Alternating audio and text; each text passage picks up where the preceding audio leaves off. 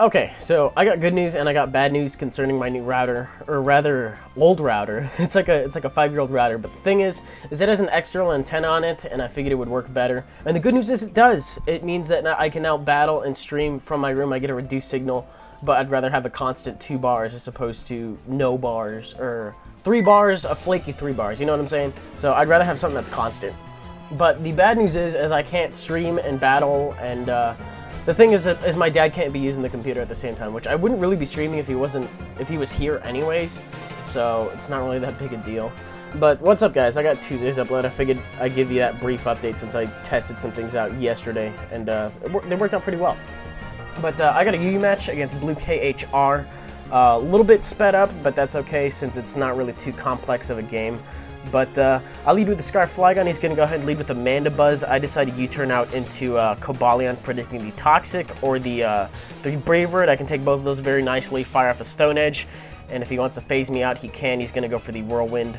I was contemplating for the longest time switching right back out to Cobalion, but I noticed he did have his own Rotom Heat as well, which served as one of the best multi-purpose switches of the match, since if I wanted to go for a Thunderbolt, he would have taken that. If I wanted to go for an Overheat, he would have taken that. He's a Scarf Rotom Heat, so if I wanted to go for a Trick, he would have taken that. And I didn't really have anything that I could have aggressively switched into. Like, he had that turn on lockdown. Anything I could have done, he would have had it. And he further shows it here that he really did have it, because I Volt Switch first, which kind of sucks. It means I'm slower than his, or I'm faster than his. And because of that, I don't see that he's going to go for the Will-O-Wisp first. I wasn't sure if that was a speed tie or not. But as a result, my Scarf Flygon only gets to fire off a U-turn before it gets burned, and that kind of sucks. And I figure right now, sorry Tony, but I gotta sack this thing. Because I might as well try to get some damage on Blastoise. It's not going to be much. Looking at how much that Outrage does, that is pitiful. I mean, I think that does an 8th. If I'm lucky, I mean, you know, physically defensive Blastoise.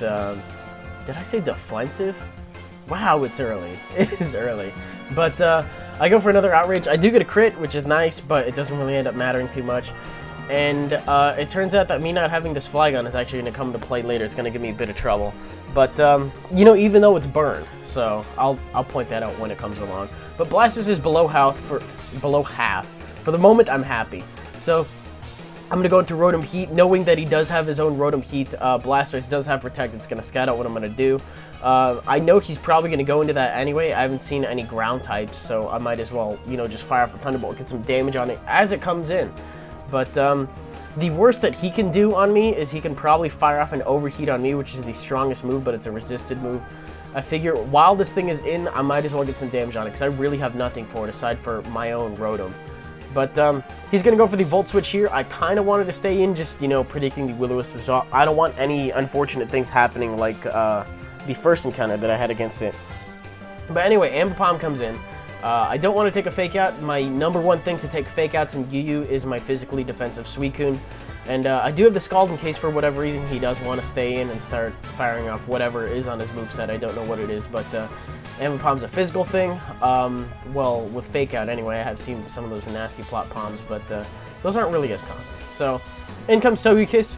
I do end up getting the burn with the Scald, which, as you're going to see, will play. How am I going to finish that sentence? Will come into play. There we go. That's what I meant to say. Oh my god, I have not finished my cup of coffee. It's a little early. So, going to fire off an Ice Beam before he more than likely fires off a T-Wave. Do get a crit. This also matters as well, because Togekiss is a dig. So I'm glad to get all the hacks I can on this thing before it gets all the hacks on me. I mean, if it's going to Thunder Wave, it's going to Paraflinch you to death, and there's not really a whole lot you can do about it. So as long as I have that burn going, that's going to be great. It means that he's not going to be able to Air Slash me all the way to death. If he does have the Roost, I will bait that out. And if I'm not mistaken, I think I went for the Roar here, trying to face it out on the off chance that he would do that. But instead, he just stays in, tries to, you know, get some damage on me before he ends up dying, as opposed to, you know, preserving this thing. I do have Cobalion left, though, so I'm pretty sure a Stone Edge would have cleaned it off from about half health, give or take. I don't know what he's invested in, and I know it's not stab and everything, but it's still a super effective Stone Edge. So provided I didn't miss, I would have had that thing on lockdown. But he's got some damage on me, which is, you know, what he wanted. So he's going to bring in Ambipom. I figure, oh, I might as well stay in. You know, why not? I'm already in here. I'm paralyzed and all that shit. I don't want anything else taking a hit. Is that Last Resort? What the fuck? Okay, so the set goes that once you use Last Resort, you're not allowed to use Last Resort until I can't talk. Holy crap, what was that? You can't use Last Resort until you've used every other move in your arsenal. So if you only have Fake Out and Last Resort, you just Fake Out, get that priority hit, which is Stab and Nice and everything, and then you can start firing off Last Resorts, which is, on Ambipom, that's Stab. And, what is that? I think that's like base 130, so that's like, holy shit. Look at how much it's doing to Cobalion, though. I mean, Cobalion has a really nice defense. Right there, I figured I'd go for the Iron Head over the close combat. I should have gone for the close combat just to get the sure kill. I didn't want to get the defense drops for whatever else came in. Because as a result, I actually end up taking more damage, which I don't really want. But Ambipom's down. I'm kind of glad I brought Cobalion along. Otherwise, I wouldn't have really had anything to take it on other than Rotom. I probably would have had to bring it in and go for an Overheat. And that thing would have been running amok. But a lot of the things he does have at this point are faster than mine, and that actually is going to give me a bit of trouble.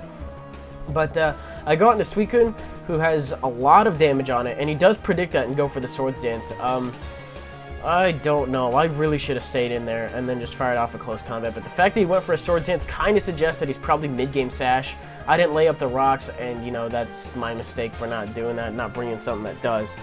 But I can still handle this Weavile, because I do have, as long as I still have this Scarf Rotom, you know, I can break the potential Sash, and then I can come back in, you know.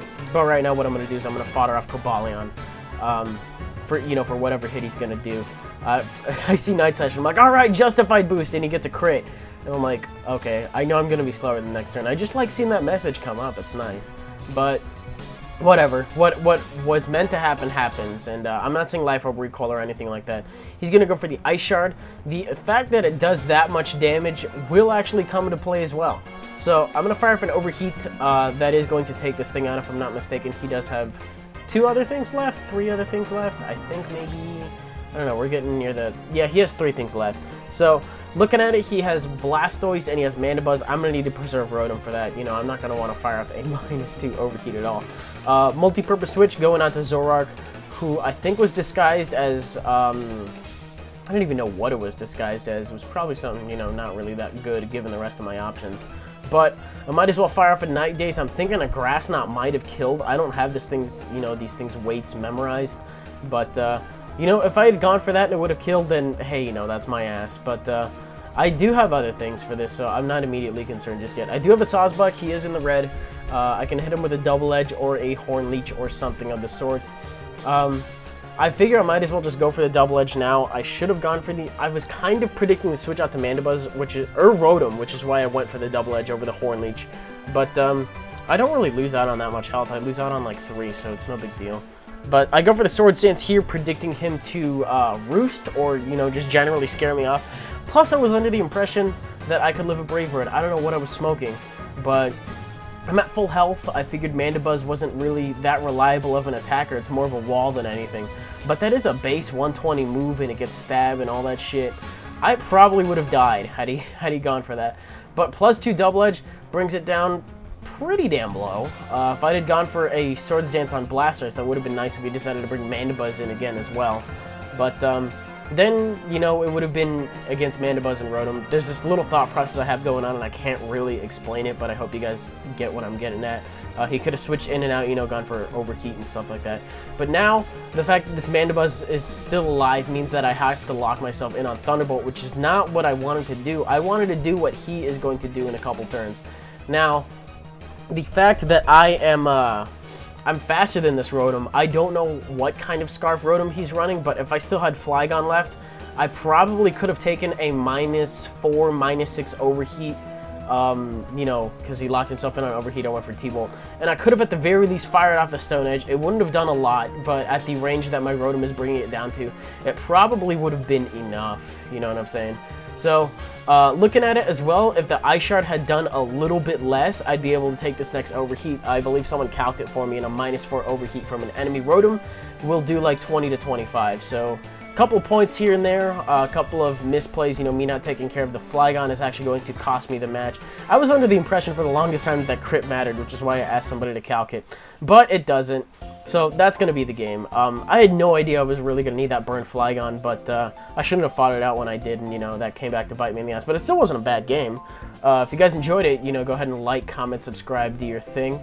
Going back to that whole router thing, I might be streaming.